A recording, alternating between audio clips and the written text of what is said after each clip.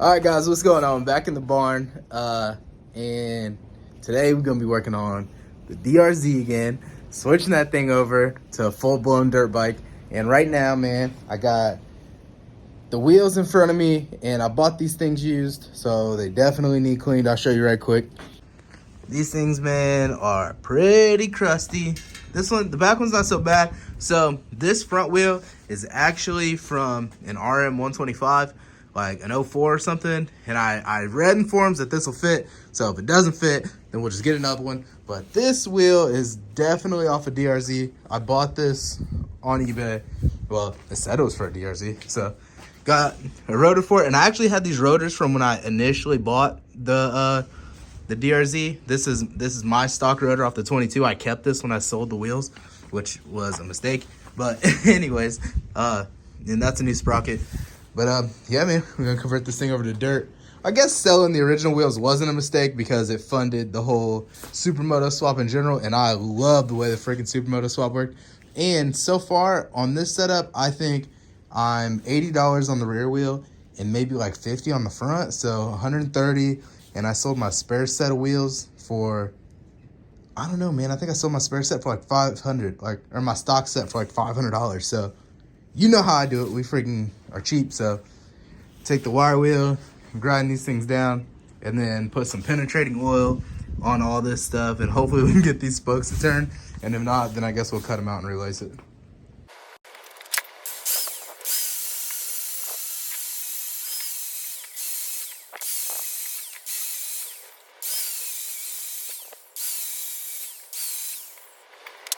All right, guys, this is way freaking better. Hang on, let me see.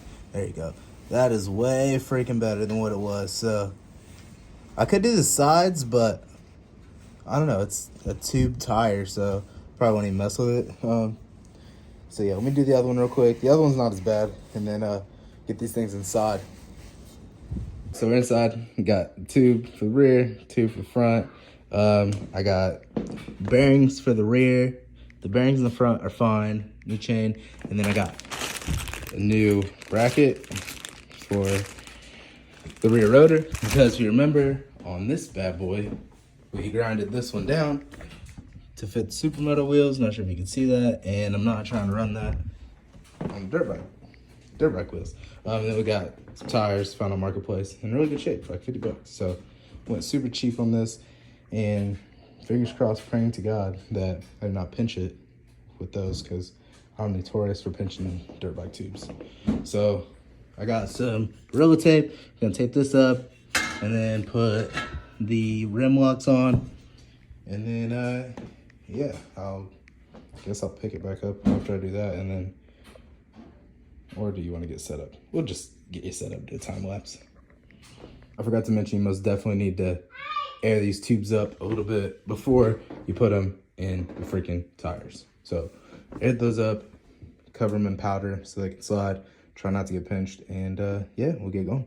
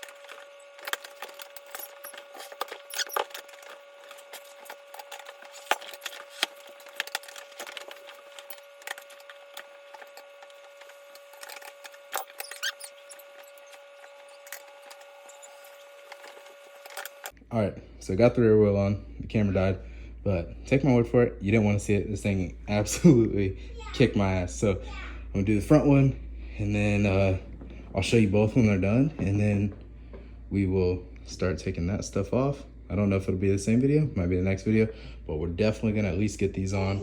And Jagger, what the heck? What are you doing, man? Oh my goodness. Tell the camera hi. Say hi.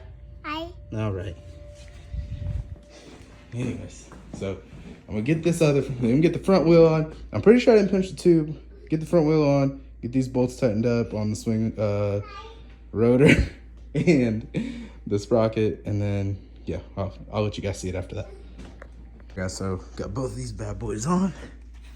Got the front on. The front was actually way freaking harder than the rear for some reason, but it's cool. We got it. So now I just need to tighten the rim locks.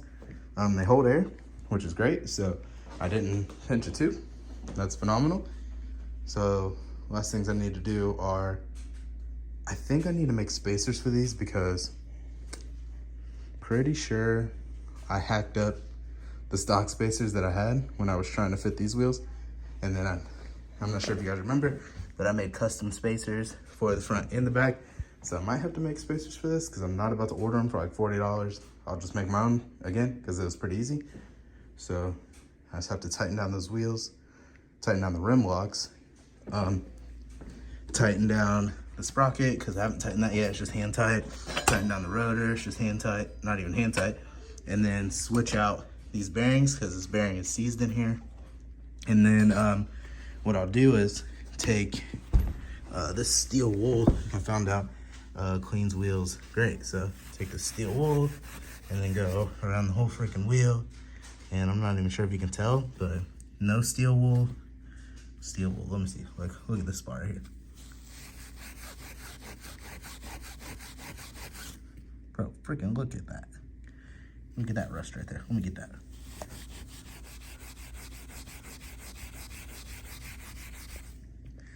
Look at that.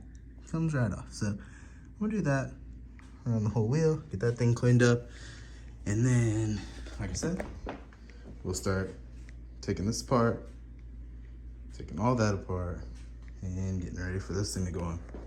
For now, I don't have that much time to work on it today. That the tires kicked my ass. I've been working on this for like a freaking hour. So I'm gonna stop for the day. And I'll pick this back up tomorrow, but that'll probably be the next video because I'm gonna drag this thing out a little bit. Not drag it out on purpose, but I'm just not gonna hit it all in one shot. So appreciate you. Tune in for next time. Like, subscribe. Thank you. All right, it's a couple hours later. I checked the wheels, pinched both tubes. So, God damn it.